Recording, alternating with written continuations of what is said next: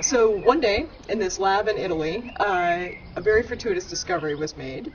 Basically, these researchers were studying the what we call dorsolateral prefrontal cortex, so the dorso, the back of the side of the front of their head in monkeys, and they were recording with electrodes the activity of a set of neurons underneath there, and they were trying to correlate the electrical spiking of those neurons with the behavior of the monkey in an executive inhibition task, exactly the kind of task that adolescents are just learning to manage, to be able to control their immediate desires in the favor of longer-term goals and things like that.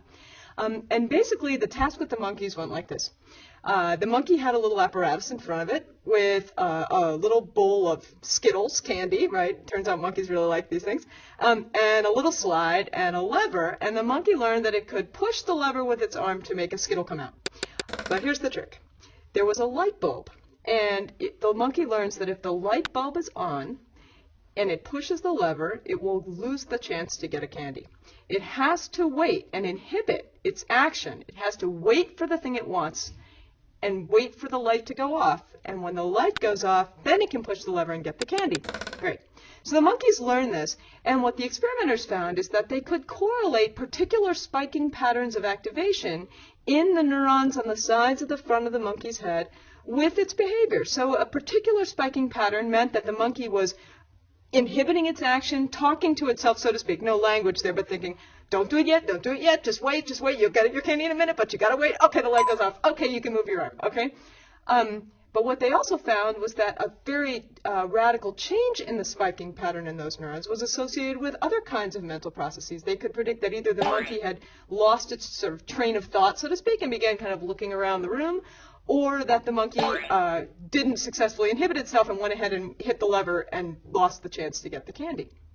Then one day as they were running this experiment, one of the experimenters went out and to get lunch and came back licking an ice cream cone. And here's the guy in front of the monkey licking an ice cream cone, and they noticed that every time the guy picked up the ice cream cone to his mouth to give a lick on it, the monkey's watching him. The monkey's some subset of those same neurons that was inhibiting or promoting the action of its own arm to push the lever were suddenly spiking through the roof. And as soon as the person put the ice cream back down, the spiking returned to a more baseline rate. And then they picked up the ice cream, put it down, They thought, that's very strange. So being a good scientist, he reaches over and grabs a pen or some other object and holds it up to his mouth like he's going to lick it. And nothing happened. And that was the first discovery. Well, from then we've